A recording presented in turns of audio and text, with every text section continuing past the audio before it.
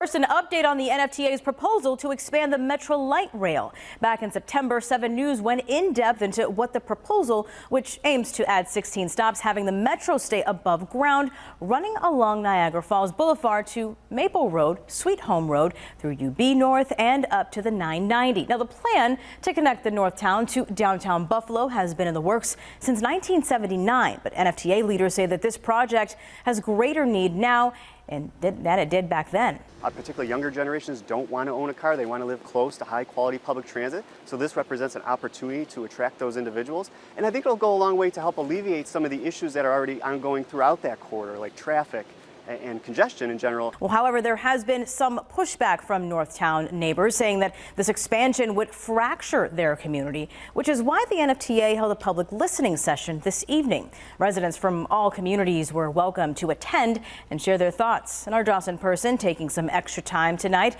to hear from those attendees, including 2 UB students who say public transportation will help them with their commute, and a local employer sharing how he believes the expansion will impact businesses, and then an NFTA breaking down their project plans.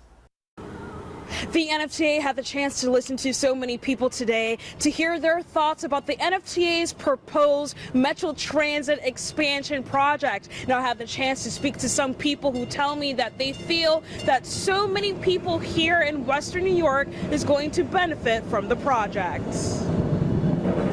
Several people who showed up to hear more about NFTA's expansion project are in favor of the plans. If we think about this here as a long-term project for multiple generations in the future, and we want Buffalo to become a large global city in the future, we need to capitalize on that. The NFTA says this project will expand light rail or rapid bus service from University Station along Kenmore Avenue, Niagara Falls Boulevard, Maple Road, Sweet Home, and through the University at Buffalo North Campus and the I-990. It's really, really long overdue because we're kind of trapped on campus. We can't do anything. I went to go see Moulin Rouge at Shays, and it was a whole process. And if I could use the rail, I would have just gotten a subscription to Shays, and then I would have been able to go down there whenever I wanted to.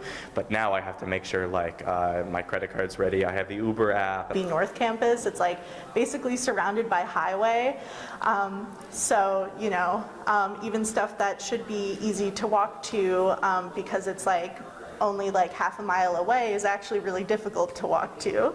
The NFTA says this project is meant to connect large concentrations of people with jobs. We're talking the existing Metro Rail line, which goes from downtown Buffalo, the business core, to the Allen Medical Campus, would go to the UB South Campus and then connect the UB North Campus and all the commercial centers in between, areas like the Boulevard Mall, Maple and Sweet Home Road. A few months ago, 7 News reporter Taylor Epps did a story on those who weren't in favor of this project. If you think about it, what happened on Main Street when they put the light rail in the 1970s? It destroyed every business downtown, and until they restored traffic to Main Street, all those businesses continued to die. Now just, what is it, 40 years later, they're starting to come back because they opened it up to traffic. Others say they're hoping the NFTA would think about connecting rural communities. But if you live in Lockport, it's very difficult because you have to go from Lockport to Buffalo to Niagara Falls.